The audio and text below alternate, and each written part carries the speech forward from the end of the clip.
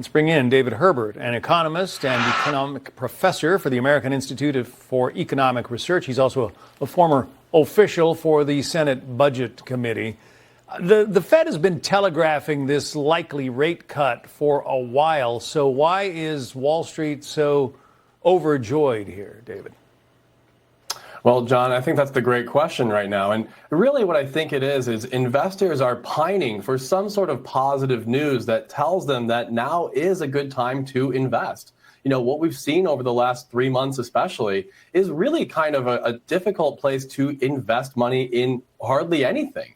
But with Jerome Powell signaling that the Fed is likely to cut rates in September, not by much, but at least by a little bit, you know, that is going to inspire a lot of confidence for investors. That's going to get the ball moving and really get them parking their money in productive uses instead of just keeping it kind of as cash on hand. But one of the things that drives the American economy is home ownership. And right now, there are a lot more home sellers out there than buyers. The buyers are sitting on the sidelines, and even a 25 basis point rate cut is not going to do a lot to change mortgage rates, is it?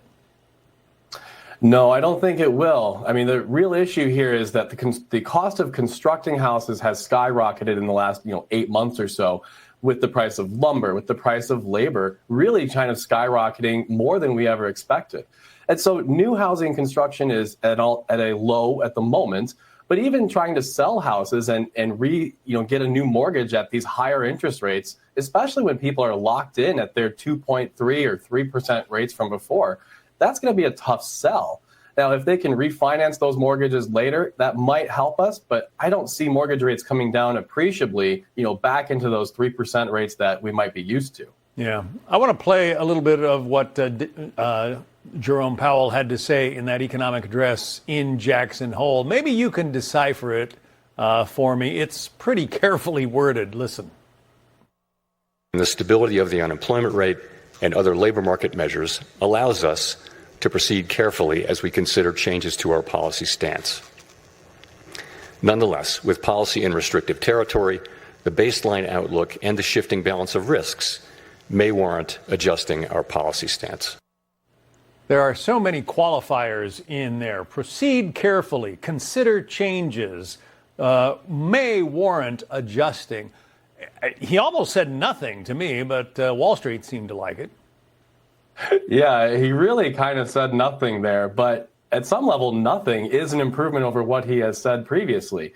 Now, look, the labor market is experiencing some what he called curious softness. The softness here is because what we're seeing is kind of two things going on at the same time. First is a reduction in labor demand as businesses around the country are closing. Looking just at Michigan, what we're seeing are manufacturing plants left, right, and center shutting down, meaning that there are fewer jobs out there. We saw this evidenced in the latest BLS report with the anemic job growth. But on the flip side, we also have decreasing labor supply, as evidenced both by the immigration efforts that President Trump has put forth, but also the decreasing labor force participation rate. And so this curious thing where we see the unemployment rate basically staying steady, despite sort of everyone seeing kind of hardship around the country, does indicate that now might be a good time to start lowering rates. On the flip side, though, Jerome Powell is kind of stuck between a rock and a hard place, with inflation persistently staying above that 2% target, which would be signs to raise interest rates. So really, Jerome Powell is really in a hard spot, and I don't envy him for 1 second.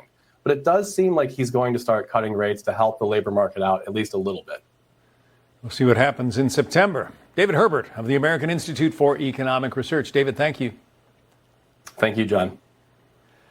The Berlin Zoo throwing a party for a couple of adorable pandas. You don't want to miss this.